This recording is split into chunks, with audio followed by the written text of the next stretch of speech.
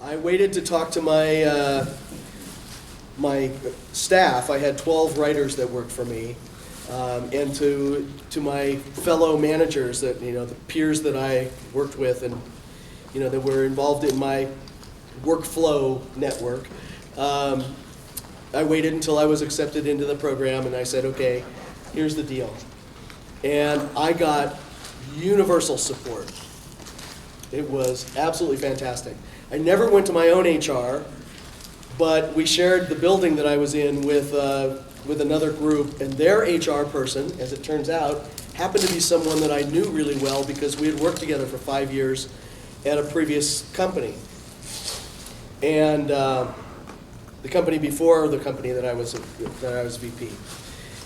So I took her to lunch and said, here's what's happening. Just thought you ought to know. And she goes, wow, that really makes a lot of sense. I totally understand this. And most of my friends through this whole process were like, oh, now everything's falling into place. All my lesbian friends said, now I trust you more because I see you. You were kind of weird as a woman. But I wasn't, it was like I didn't quite really get you as a woman.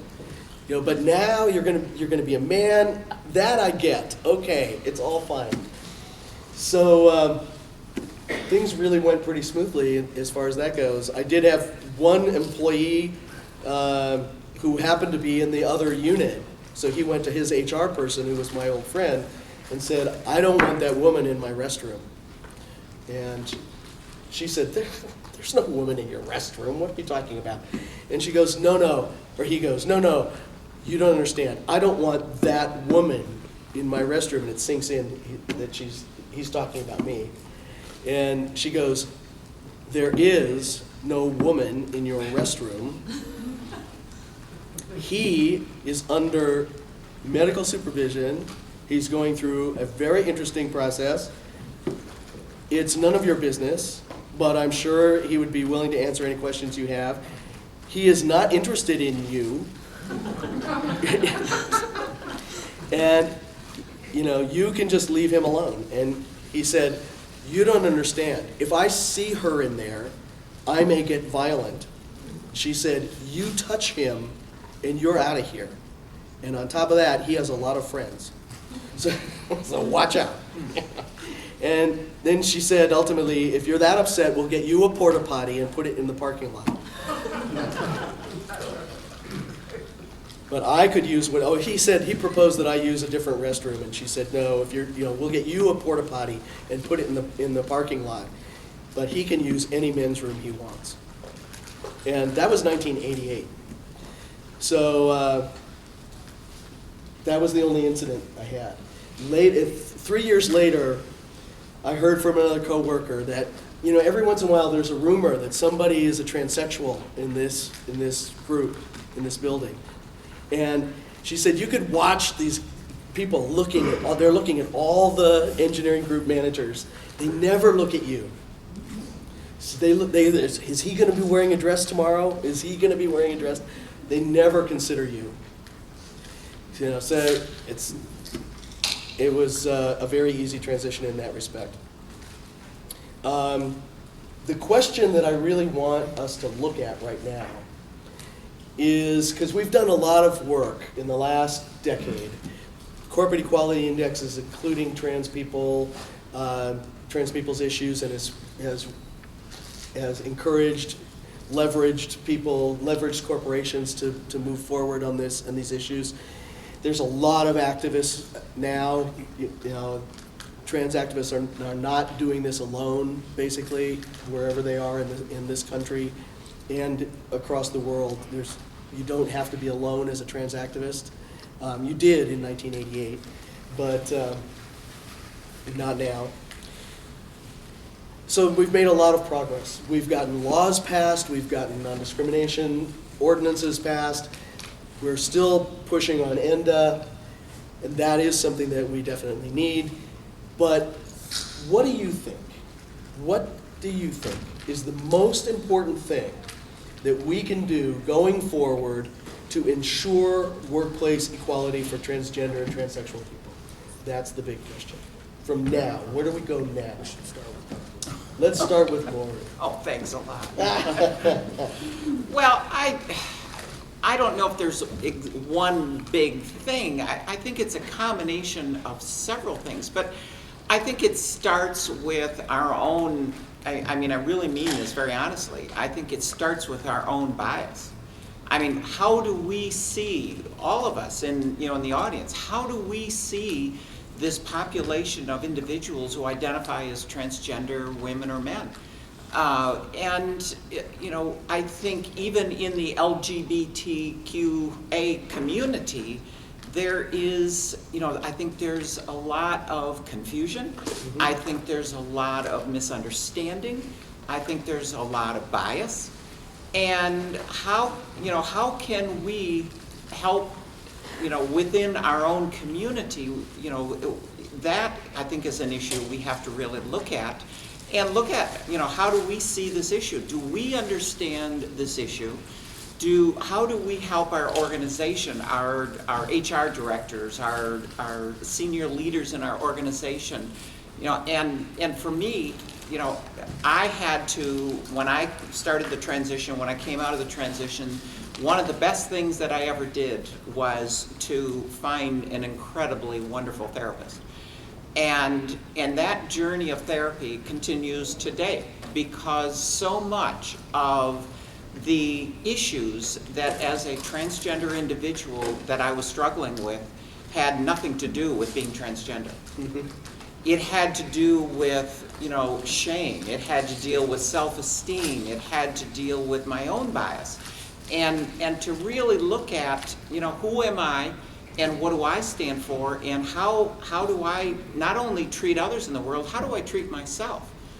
And I think that's a big issue for us who identify as LGBT is, are we comfortable in our own skin?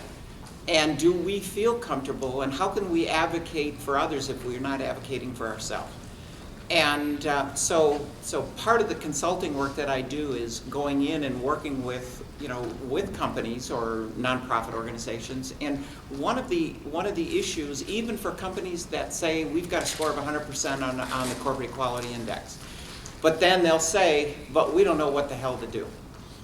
And we've got the policies in place, but can you help us develop a strategy so that when we have an individual who's going to be coming out or is in the process of, we want to make sure that this goes well, and that the bottom line is we want as little disruption and we want high productivity. I mean, that's what companies are looking for, is we want to make this a safe place for the employee or all employees, and we don't want to lose the productivity by disruptions, by rumors, by innuendo, by all this stuff that's going on. So help us, train us. And that has to start with, having what I'll call healthy role models, that you can look to, and emotionally healthy role models, that can help, in this process. So a big part of the coming out process, and a big part of, I think, making this a successful journey for all of us is, how are we feeling about this issue? Do we accept that people, are not just on the polar opposites of male and female, that there's this huge continuum in between? And how does that fit into the culture of your organization? Is very subtle shame and prejudice part of your culture? And even though people don't talk about it, and even though we project that we are a great organization to work for, what are the underlying cultures within your culture? And I think those kinds of issues need to be looked at, and it has to start at the top. It has to start at the CEO or executive director or whatever organizations you're in. It has to start at the top and cascade down, because if it doesn't, it'll never be successful. So, all right. Thank you, Lori. Very good answer, and I agree with most of everything she said. I'm not disagreeing with anything, but I just wanted to highlight a couple of things.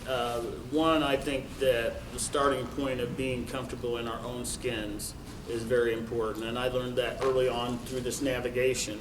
When I was comfortable, everybody was comfortable. when I just purged forward and moved forward with things. When I was uncomfortable and insecure, then everybody else was uncomfortable and insecure around me. So that was one big thing, and I think that's so true, and that made the difference between, that was day and night. And when I deal with other people, when I do trainings, and working with the trans person, I say that to them, and it makes the difference. The second thing I think is the culture, and as she pointed out, that we can have the policies, we can have the rules, but then there's the implementation phase of those rules and policies. And I think we have to be big enough to realize that we live in a biased society, and that we bring our biases, whomever we are with us, as Lori very well exemplified, and I think that you have to be open to that, because one of the problems I had was the company wanted to identify who I was, not let me identify who I was. And for the folks in the earlier session that were here with me, and they said, oh, she's just a butch lesbian. It's like, no, that's not what I said to you when I've explained to you what I'm going to do and who I am, and they continued to push that I was just a butch lesbian. So I think that your culture is important, but so is your self-education. Being a person of color, it was always behooved on us to educate other people about being a person of color. It's like, no, you can do your own education. It's not my job, because I'm trans, to educate you on this issue. And there's certainly well enough information out there now that you can just open up your computer and do some education. And you can call in consultants like us to do education. But you can start first by doing your own education. And I think that's so important. And being open to that there are people that we're all variations. For myself and other trans people, when I say you feel weird or different, go to a mall.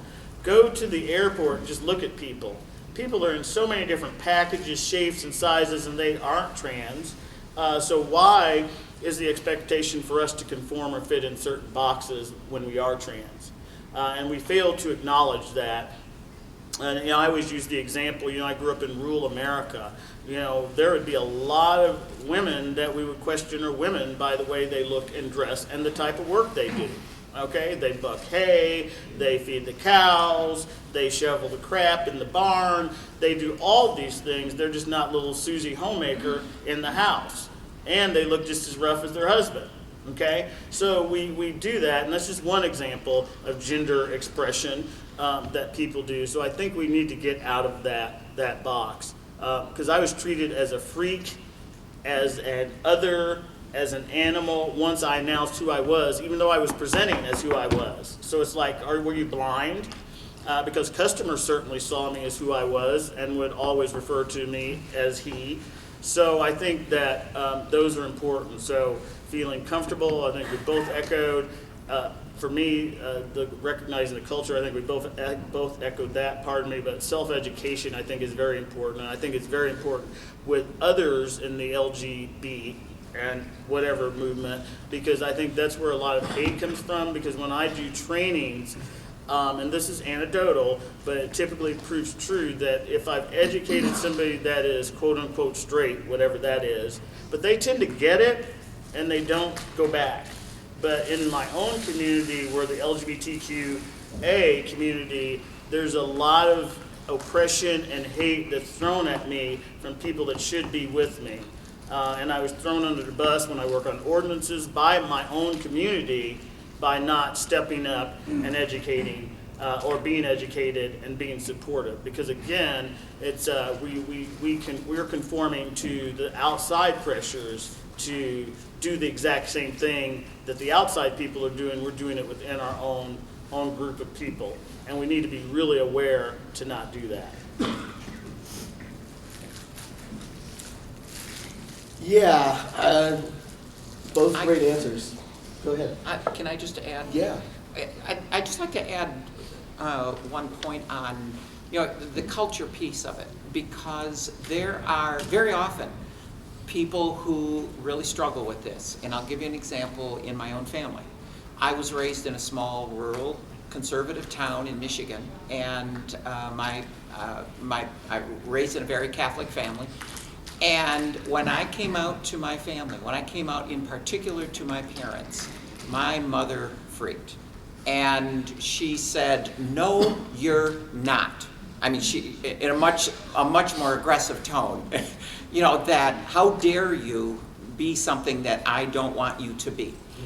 And you know, the knowing that I was going to be going up against people, whether it was projecting their shame, projecting their religious stuff onto me, knowing that people are going to do that, knowing that there are people who are biased, and you know, and once again, I go back to thank God for a wonderful therapist, because you learn that other people are going to, pardon my French, they're going to project their shit onto you. And are we strong enough to say, that's not my shit, that's your shit? Yes. And to be able to be in a place to say, you know what, I'm a good person. And I finally got to my mother by this example. When we were little, she used to tell us about when she was a little girl in a Catholic school, the nuns would, I think you brought it up earlier about the nuns, and the nuns would slap her left hand and tell her to write like normal people. And she was left-handed. And when I came out to my mother, I said, Mom, do you remember telling us how painful that was to you, how humiliating that was to you? And I said, why didn't you change from left-handed to right-hand? Because that's what they wanted you to do. And my mother says, well, I can't change. That's how I was born. I was born left-handed. And I said, you were in a severely Catholic grade school. Why didn't you pray harder? You know, why didn't you pray to God to change you from left-handed to right-handed? So you could conform. So you could conform. And she said, oh, that's silly. I can't do that. I was born this way. And so obviously she's leading right into what, you know, and I said, Mom, that's the same with me. This is who I am. This is not something I chose to be or to do. This is who I have been since I can remember as a young child. Just because you chose not to see it. Right. And I think that, you know, to be able to have, you know, conversations with people who don't understand us is also a big part of, I mean, having healthy conversations, not screaming and fighting back and forth, to say, you know, this is who we are. We are who we are. And my parents finally got it. And, you know, and my son, as I said, he's just turned 30, and I adore this kid. But we've had our challenges to be able to, you know, with family. I mean, one of the biggest challenges is the challenge of pronouns. You know, having your siblings wanting to call you by your male pronouns, you know, and it drives me crazy. But I continue to educate, and you know, and I think there's a lot of challenges that, you know, as a transgender person, that you may not even think about. You know, I remember the transgender individuals go through a lot of change for myself, from male to female. I mean, I think about the first time I came out at a public restaurant. It was large restaurant in Chicago. First time I went into the restroom, women's restroom, and I used the restroom, washing my hands, and this woman starts talking to me. And I thought, oh my God, we don't talk in the men's restroom. You know, this is a cultural change. Yeah. And so there's a lot of anecdotal kind of stuff that not only do our work colleagues, our friends, you know, our family have to go through, because we're changing, but they're having to change too. Yeah. So my point is, so much of what we go through is about change. And I would ask you, look back into yourself and into your organization's culture. Is change embraced, or is change resisted? And that's a big part of, you know, embracing the whole issue of, you know, putting transgender policies, the benefits, etc. Mm-hmm. Great point. You know, all of our equality, whether we're gay, lesbian, bisexual, transgender, straight, or asexual, or pansexual, or whatever we are, everyone needs to be treated equally. And by marginalizing and minimizing and devaluing any aspect of who we are as people, when we all suffer from a similar kind of stigma, is not helpful to ourselves, let alone to the people that are being marginalized. So I'm hoping that education and continuing to talk about this openly and honestly will elevate the issue. So if the question is, if we ended up with unisex bathrooms for everybody, so there wasn't a separation between male and female, wouldn't it be healthier for everybody? Well, this is what they do in many countries in Europe, actually. The first time I saw it was in Sweden. I mean, yeah, so I've seen it in France a little bit, but I saw it in a really dramatic way in Sweden. I was in a museum. I was looking for the sign that says the restrooms, and there was a sign that had both men and women on the sign, and it said restrooms this way. So I followed the sign, and I was expecting, like you see here, we have signs that say have both men and women on the sign. You follow it, and then you get to a place where the men and women separate. Well, in Sweden, I went around a corner, and there was a big room with a whole lot of sinks and mirrors and a whole lot of stall doors, but they were solid stall doors. They weren't, you couldn't see under the doors, and you couldn't see through any cracks. There was privacy and security in that little cabinet. So anyway, it was a huge room, and there was a woman standing down there washing her hands. And I suddenly thought, I must have gone in the wrong room. And then a man opened one of these cabinet doors and walks out and starts washing his hands, and nobody gets upset. You know, this woman didn't panic. The man didn't panic because there was a woman there. The woman didn't panic because there was a man there. I mean, it really does make things more civilized. And I thought I was embarrassed that I had been surprised, but I realized, oh, this is a little cultural artifact that I'm suffering from here. And now we're starting to see some restaurants that actually do this. At least in San Francisco, we have some very busy, very high-end restaurants that have completely unisex restrooms. So you just go in, you wash your hands, you do all that basic stuff in front of everybody, and the private stuff that you don't want anybody to see is in a secure space. And it's just back to your point, at home you don't have separate bathrooms, so why should we in public? Well, Chaz Bono has a press agent. Well, but, CC McDonald does not. well, but also I would like to address that question being the person of color, because I see it very clearly. In the LG movement, I saw it because I was politic there as well. And then I used to go out and say, let's not do that in the trans movement, but we did it anyway, and we do. And it's very racial, and it's very clear that we give a lot more attention to, Chaz does have a press agent, but it's very clear in the movement we give a lot more attention to people of non-color than we do of color.